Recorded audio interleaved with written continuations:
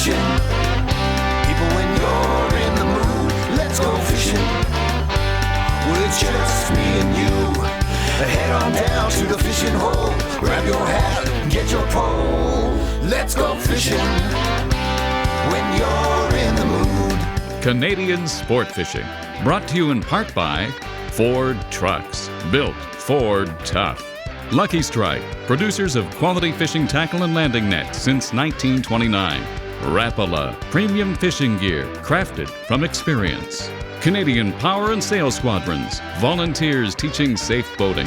Let's go fishing whenever you're in the mood. Let's go fishing, baby, it's just me and you. Head on down to the fishing hole. You wanna grab your hat, man, and get your pole. Let's go fishing when you're in the mood. Oh, nice hit. Oh, nice one. Boy, did that fish sock it. I was just thinking as I was going up the shoreline, it's such a nice break that there should be fish just off in the deeper water. I mean, we've got a gorgeous day to do this fall bass fishing. Oh, there's my first largemouth, just shook off. You know, in southern Ontario, there are so many small lakes that you got to drive into. I think this morning we probably drove a couple of kilometers down just a path that's been cleared out through the bush. And we've come to the secluded lake. I couldn't tell you where I am exactly. Oh, what a hit. Nice one. I don't know the name of the lake. A good friend of mine put me onto these fish, and he said, oh boy, these guys are jumpers. Okay, what do I got to do to hold on to these fish? Home team 2, visitors, zilch. So most of these lakes, only the locals know. And I had friends for decades that used to tell me about lakes they'd go into, that they had to use a 4x4 sometime, even leave their 4x4 way back, and sometimes walk in and take a canoe or an inflatable. And they would tell me stories. They would tell me stories about getting 50 to 100 bass a day. There we go, right on the weed line. Is this perfect or what? This feels like heaven. It's a beautiful, calm morning. There's a big storm coming up the coast, so they're calling for heavy rains later. But you know what? I'm still out here fishing because I figure the bass would be really active. Nice largemouth, very healthy fish, feeding right off these cabbage beds. This guy's kind of hook awkward there. One was in the mouth, one just here. And isn't that a nice chunky largemouth? Very healthy fish. Just a gentle release. This water's so clear. Whew, gone. I think I'm going to name that fish Lightning because he took off so quick. So this inflatable has a nice wood floor. So it's perfect for standing. Because it's flat bottom, even though it has a keel, very stable. You know, and I'm sure you've seen inflatables used by divers. I mean, a lot of the Coast Guard use the big inflatable. What a hit. I think I'm onto something on this weed line. And I am glad I started by casting. Oh, that was a good largemouth. The Rattlin'Rap. You know, I was trying to break him, to put the brakes on, so he wouldn't go into those heavy weeds. And I think I pulled too hard. So anyway, as I was saying, you'll see large Zodiacs used by the Canadian Coast Guard because they're very safe, even for rescuing people or used in the oceans. A lot of guys use them as utility boats. I think a lot of you will be surprised that they make ideal fishing boats, that you don't just have to float around. You can have an electric mounted like the one I have. If I was fishing in real shallow water, I can actually stand up on this platform. I control with this thing. It's got a circulating live well, which you're going to be impressed. If I get a nice sized largemouth, I'm going to put it in the live well to take some pictures later. Look at this. There's got to be largemouth even back in this stuff. So I'm just combing the weed line, trying to get the most aggressive fish to hit this rattling lure. And that one I just had on was decent size. I was gonna sit, but I guess I'm just gonna stand here. It's trying to jump. Come on. So I'm trying here not to horse it too fast, but I don't want it to go into the heavy cabbage. I don't think this is as big as the last one. It's probably about 2 pounds, but you know what? Man, they are nailing that Rattlin'Rap. And I think the color has a lot to do with it, of that lure, because the water is crystal clear in this lake, because it is a shield lake. So I think they can see the detail, and they're fooled that that is a sunfish. Now I'm using 8-pound test, the Rapala tough line. So I just gotta figure out how I'm gonna do this here. He's not hooked too bad. So I can hold the line. See how healthy they are, even the smaller fish? I think my problem today is gonna be trying to get through these smaller fish that are like 2 pounds to those bigger ones. But I had 3 on that I lost, so that's a good sign. Now with this Rattlin'Rap that I've got on, I am using a Rapala long cast rod, and I'll show you how long this thing casts. I'm using a Penn 2000 Power Graph reel, and this rod is fairly stiff. It's rated for line from 6 to 17 pound test. And I tell people, whenever we start talking about rods, there's a reason why these professional anglers or tournament fishermen have a variety of rods. And it's because you should have the right rod for the type of presentation that you're making. Like right now with this lure probably weighs about 1/3 of an ounce. So you want a stiffer rod, so you got lots of spine to cast it out. And because you got to set the hook, this is a hard lure. When a fish hits, you got to be able to set the hook pretty hard. And bass, as you know, much like walleye, have pretty hard mouths. So it helps to have a stiff rod, so you shouldn't bend too much when you're retrieving it. You can see that the tip of the rod is pretty straight. If I was using a very flimsy rod, the rod would bend so much that it would be hard to get a good hook set. That monster hit and went running away on me, and I started yelling at my buddy James, tell him come down and give me a hand, and by the time he got there, that fish had made probably about 3 solid runs out into the lake, and by the time James got there, I got him into shore and brought him in, and I tell you, he couldn't have wiped that smile off my face for the next 2 weeks. If you spend a lot of time on the water, besides knowing all of the boating rules and regulations, it's really important to understand the effect that cold water can have on a human body. For example, if you're in water that is 1 to 5 degrees Celsius, in 15 to 30 minutes, you can either lose consciousness. Man, you know what? I can't talk. I'm sorry. I got a big fish on here, and this is great. Oh, and it picked up a worm just off the weeds when they stopped biting on other stuff. And this is a really nice largemouth. Look at this.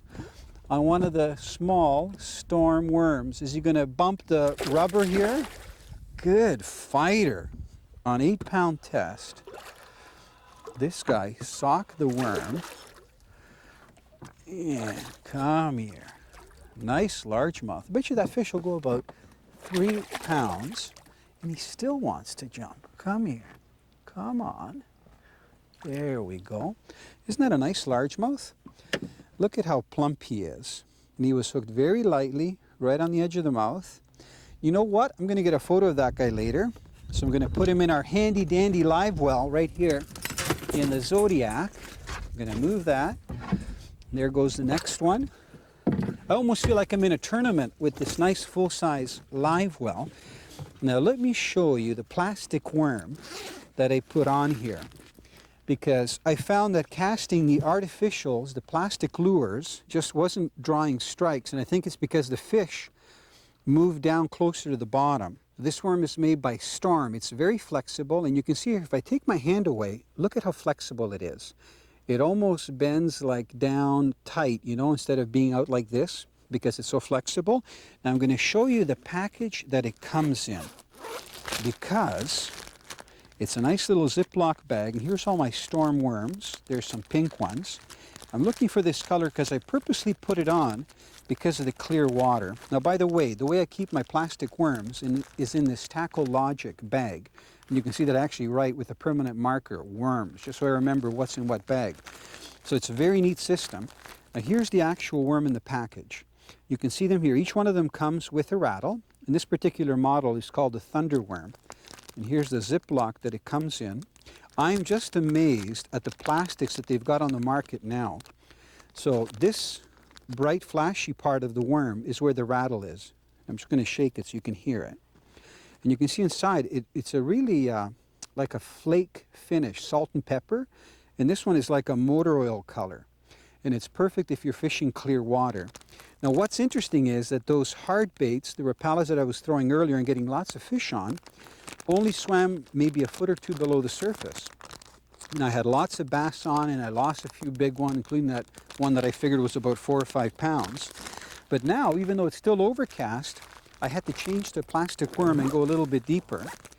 And that first fish that I just put in the live well was probably around 3 pounds, which is a decent largemouth.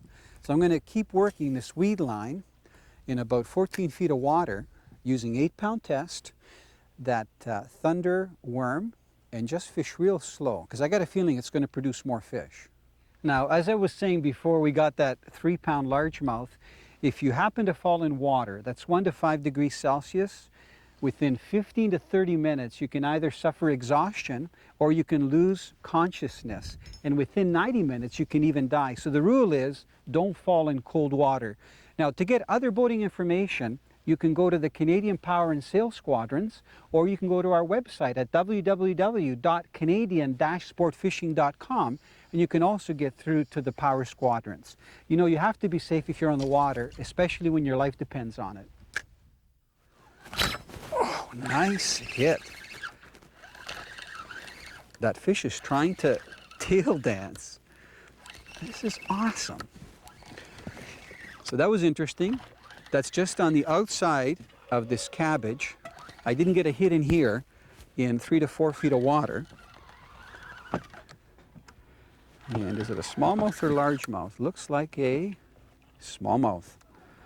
Man, this water is so clear. I can see every detail on this fish. Look at this. Beautiful. They are so camouflaged. You can see those stripes down the side of their body. In that rattling wrap. You know, I don't see a lot of fishermen using the rattling baits, but especially in the fall, when you need to get these fish stirred up, the rattling baits work great. So I'm going to hold on to the bait. This is another technique, and if he wants to throw that hook, he's welcome to.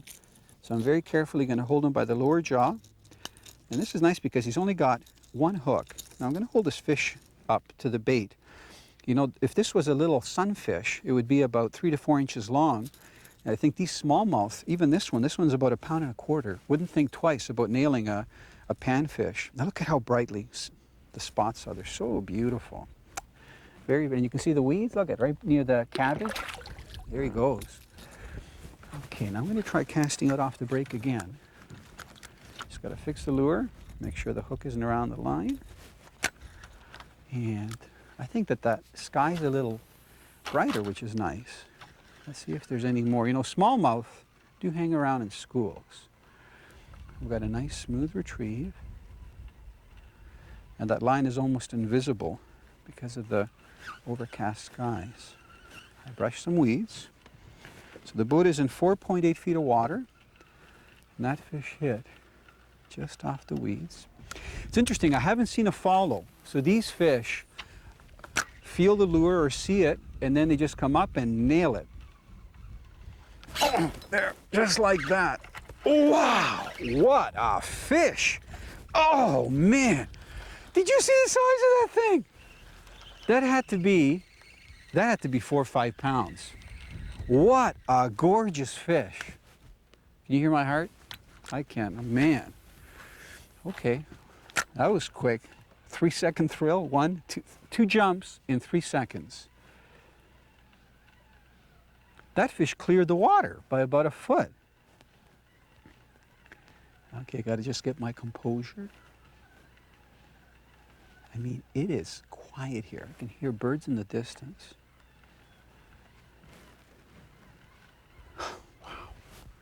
Okay, I'm awake now.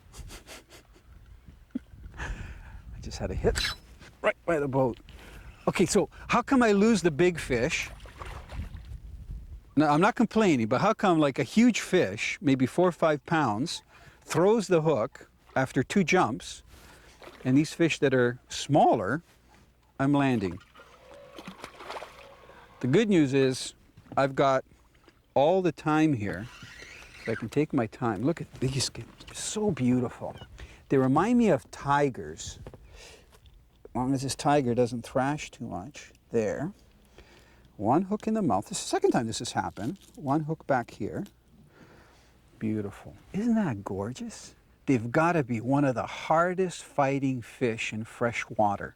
This is about a 2.5 pounder. I mean, look at it. It's just muscle, and you can just see that it's so hardy, and they love these shield lakes, and they're very plentiful if you know how to find them. Just a beautiful smallmouth, very healthy too, and they're feeding very heavily this time of the year because they know that once it freezes over, they're not going to get a lot. I mean, I can't even hold on to them. They've got so much energy. And there's the bait. I don't know if that color is available yet on the marketplace, but it will be very soon. What a color. Beautiful for this time of the year. Okay, wonder if I can hook another monster like that one that jumped.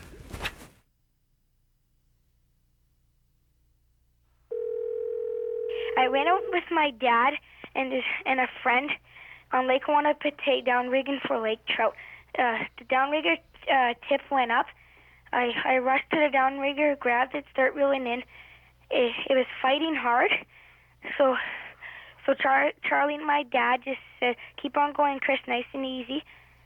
I got it in okay. I got it in by the boat, and I needed help to land it.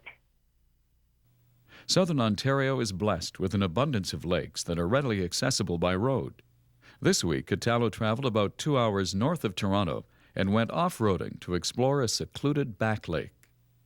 Trails and cleared paths can be tight when going off-road, so Italo decided to take a Zodiac 12.6 fish and hunt inflatable with him. This Zodiac is unique since it has a recirculating live well, a swivel fishing seat, and is rigged with a Minn Kota 55-pound thrust bow mount foot control electric trolling motor. His main power is a Suzuki 15-horsepower 4-stroke outboard. This is a very portable fishing machine that allowed Italo to fish anywhere on the lake efficiently.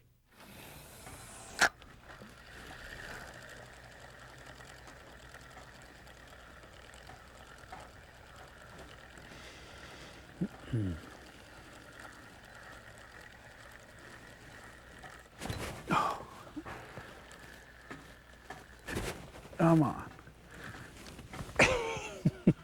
Little guy hit right by the boat. Come on, you little guy. Looking for those big ones that have jumped off. Actually, if you listen, you can hear the rattles when he turns and head shakes. Excellent. You know, a lot of people ask me when they should be using rattling baits, and I tell them that the best time to use them is when fish are not that either really active or not active. So one of the best times in the middle of the day, because really there's no food in the water that rattles like these baits do, so it really turns the fish aggression on, you know, it gets them going. So a lot of times when they don't want to hit minnows or other live bait, especially if you're fishing in areas that's heavy pressure, it's good to cast these rattling lures. Even ripping them through the weeds when the fish are holding in the weeds and they're, like I say, inactive. They don't really care about feeding. Yes, that is a good sized fish. Talk about this finesse fishing technique with these worms from Storm. Unbelievable. And fishing out of this Zodiac where you can walk all around. And this fish is spinning the boat around. Can you believe this? Good sized bass. Come on, let's have a good look at you. I heard you tear that drag out. I'm guessing that it's a nice smallmouth, the way it's pulling. Because largemouth feel good too, but smallmouth, you can really feel the power. Come on, let's have a look at you. Boy, this rod is getting a workout. This is that long cast. It's rated from 1 to 6 pound test. So this is a good sized bass to get using this finesse fishing technique. Look at this. What a gorgeous smallie. And he's trying to jump. Come on. He's hooked right in the roof of the mouth. Now you see that worm is dangling way up the line. Come on. Is this ever comfortable? You know, I'm actually leaning against the Zodiac, and it's so nice on the knees compared to a hard boat. Now, isn't that a nice smallmouth? Beautiful fish to get fishing back lakes, and you can see that that worm hook is just in the roof of the mouth. And that's one of the best places to hook a bass because it's not going to come out of there. Look at that. And there. Now, isn't that a nice smallmouth from a back lake in the fall? Finesse fishing with one of the new storm worms on the bottom. And you know what? I'm going to put him in the live well so I can get some photos of him in just a little bit. This is so handy here. There.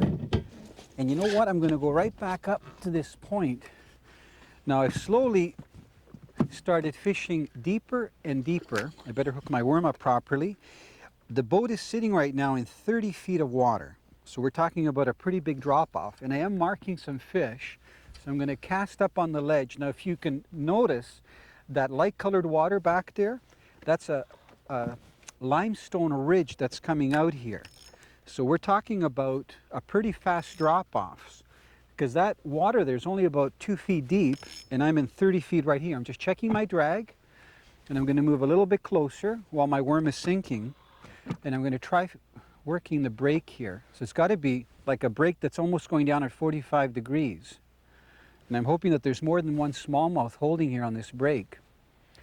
That was a good sized fish. What a surprise. What did I tell you? Sometimes you heave back when you finesse fish like this, and it's just a nice heavy weight. Canadian Sport Fishing has been brought to you in part by Ford Trucks, built Ford tough. Lucky Strike, producers of quality fishing tackle and landing nets since 1929. Rapala, premium fishing gear crafted from experience. Canadian Power and Sail Squadrons, volunteers teaching safe boating.